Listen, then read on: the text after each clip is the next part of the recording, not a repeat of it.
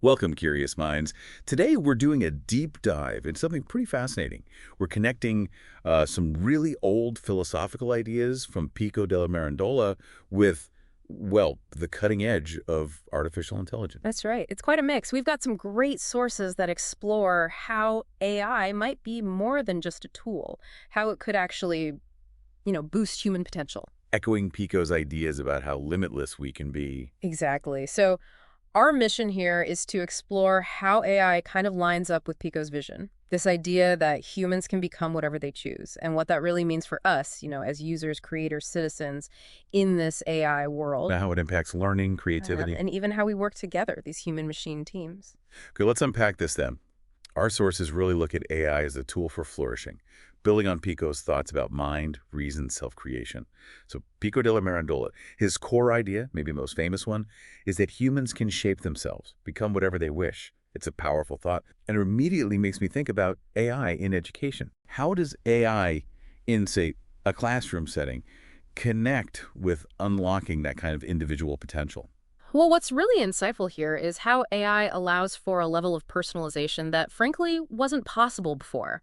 And that directly supports Pico's ideal. Think about adaptive learning platforms. They subtly change lessons based on how you specifically are doing. Like a personal tutor almost. Exactly. Or intelligent systems giving real-time feedback, tweaking materials to fit your exact needs, your pace.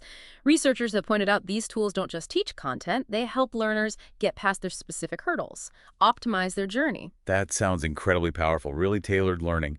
But, okay, if it's that individualized, are there potential downsides, things we need to watch out for? That's a key challenge, yes. While the personalization is amazing, there's a risk these algorithmic pathways could maybe inadvertently narrow things down. You could end up on quite a predefined route instead of exploring more broadly.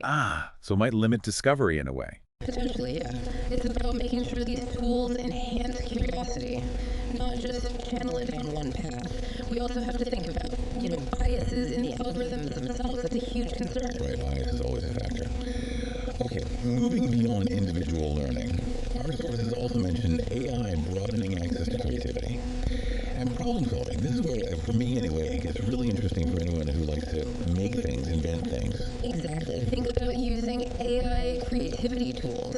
Like generative AI systems. These things learn from massive data sets and can produce genuinely novel outputs, designs, art, music, you name it. So they help.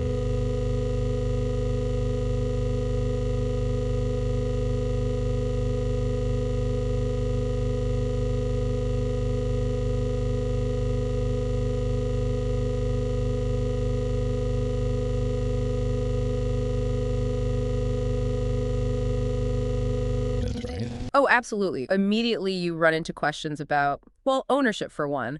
If you create something with AI, who holds the rights? Good point. And what about the nature of creativity itself? Yeah. If the AI is trained on everything that already exists, how truly novel is the output? It's just remixing. That's the debate. How do we ensure it expands human creativity, not just shuffles the deck?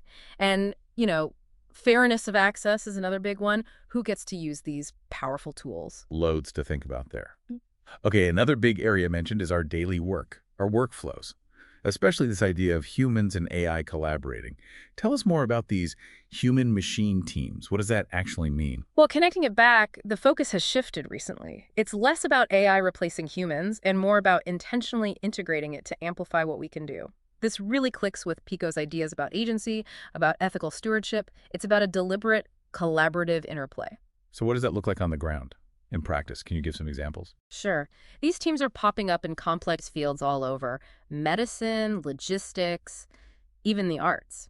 The main goal is always to augment human decision-making, human problem-solving. Okay. So, for instance, AI systems can analyze huge medical data sets way faster than a human, helping doctors spot patterns for diagnoses.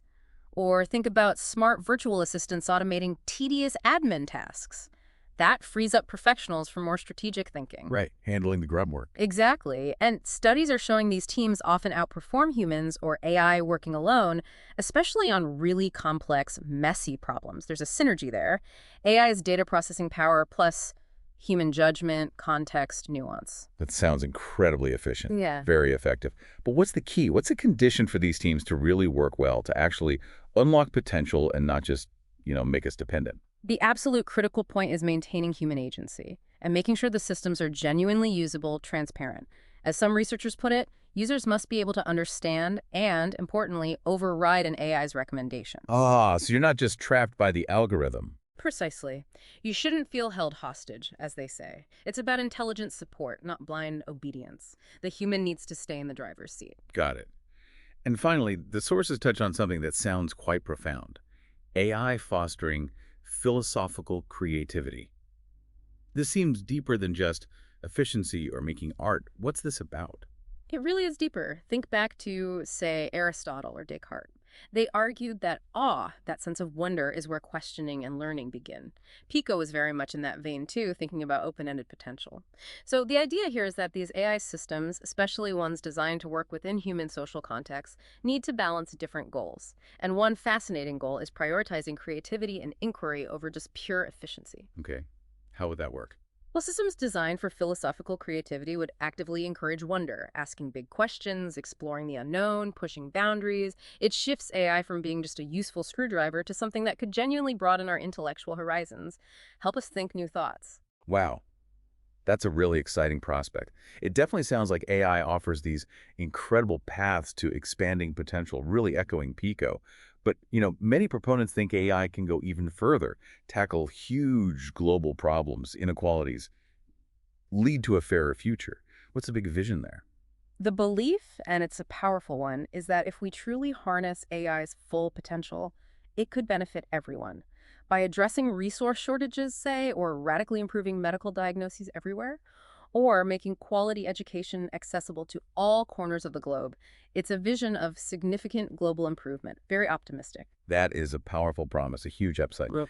But when we talk about using AI at that kind of scale, the scale needed to make that difference. Yeah. What are the big risks that come with it? That's the crucial question, isn't it? Deploying AI on such a massive scale brings significant challenges. One major one is environmental impact. These complex AI models require enormous amounts of computation. That means huge energy consumption, electronic waste. The carbon footprint of AI. Exactly. So we have to ask, how do we handle the ethics when our tech solutions might harm the natural world? It's a tough balance. Definitely. And what about the human side? Fairness, equity, access. Another critical issue. There's a real danger that unequal access to these advanced AI systems could actually worsen existing global inequities. Most cutting-edge AI tends to be developed and deployed in wealthier countries, in major cities. Right. The digital divide, but supercharged. Precisely. It raises serious fairness concerns.